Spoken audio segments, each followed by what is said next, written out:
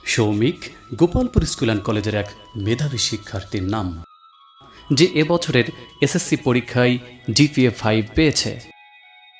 ছোটবেলায় বাবাকে হারিয়ে মাকে অবলম্বন করে যার শুরু হয় শিক্ষার হাতেখড়ি। নেই কোনো ভাই, নেই কোনো বোন, বাবা চলে গেছেন না ফেরার দেশে। প্রিয় দর্শক, আপনারা ভেবে বলুন, সৌমিকের A+ পাওয়ার পথ কি সহজ ছিল?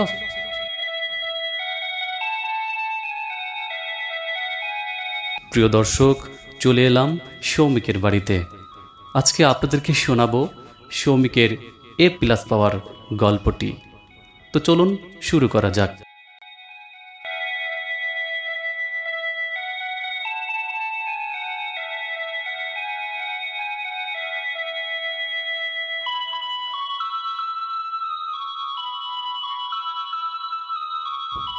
সৌমিক, কেমন আছো?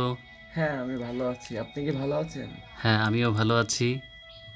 সৌমিক, তুমি তো A+ পেয়েছো, তো এই মুহূর্তে তোমার অনুভূতি কি?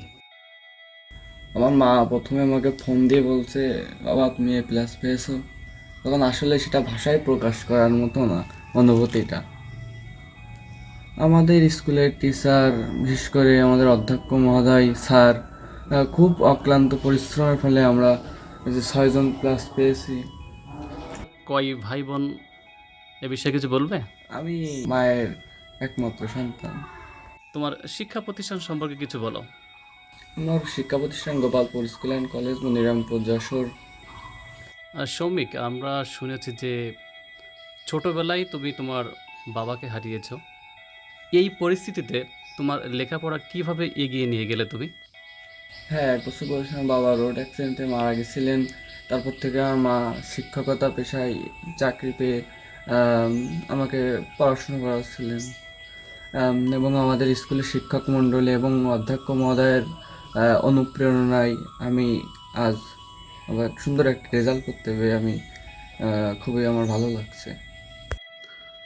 সৌমিক, তুমি তো এসএসসিতে খুব ভালো রেজাল্ট করেছো। তো এর পরবর্তীতে লেখাপড়া শেষ করে তুমি আসলে কি হতে চাও? প্রথমত আমি একটা ভালো মানুষ হতে চাই এবং আমার লক্ষ্য বা স্বপ্ন ডক্টর হওয়া। আমি ডক্টর হতে চাই। তুমি কোন বিভাগের স্টুডেন্ট ছিলে?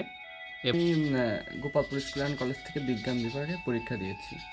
সৌমিক, আগামীতে যারা এসএসসি পরীক্ষা দিবে ওদের সম্পর্কে কিছু বলতে চাও? দেখুন, একটা শিক্ষার্থীর মেনই হচ্ছে পড়ালেখা করা এবং মূল বইকে ভালো করে আয়ত্ত করা, শিক্ষকদের আদেশ মেনে চলা, নিয়মিত স্কুলে যাওয়া এবং সর্বশেষে একটা শিক্ষার্থীর প্রধান হলো ভালো করে পড়ালেখা করা। ভালো ফলাফলের জন্য পড়ালেখার কোনো বিকল্প নাই।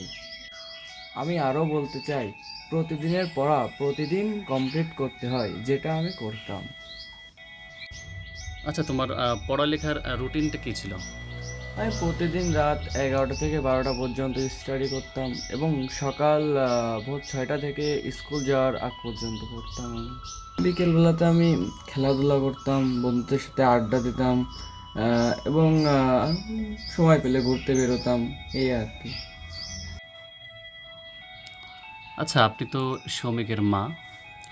তো আজকে সৌমিক যে ফলাফল করেছে, A+ পেয়েছে, তো এই A+ পাওয়াতে আপনি আসলে কতটুকু খুশি? সত্যি বলতে কি, যে আমি একদিকে যেমন ওর মা, অন্যদিকে ওর প্রতিষ্ঠানের শিক্ষক। ওর 1 বছর বয়সে ওর বাবা মারা গেছিলো। আমি চেষ্টা করেছি যে ওকে সামনের দিকে কিভাবে এগিয়ে নেওয়া যায়। সবার সম্মিলিত প্রচেষ্টায় আজ ও এমন একটা রেজাল্ট করতে পেরেছে। সৌমিক, এটি যেহেতু ব্যাকরণ ও সাহিত্য ফেসবুক পেজ, তুমি বাংলা সম্পর্কে কিছু বলো। আমি বাংলাকে অনেক ভালোবাসি। বাংলাতে আমি A+ পেয়েছি। ব্যাকরণ ও সাহিত্য ফেসবুক পেজের জন্য অনেক অনেক শুভকামনা রইল। সুপ্রিয় দর্শক, যদি সৌমিকের A+ পাওয়ার গল্পটি একটু ভালো লেগে থাকে, তাহলে লাইক, শেয়ার, কমেন্ট করতে ভুলবেন না।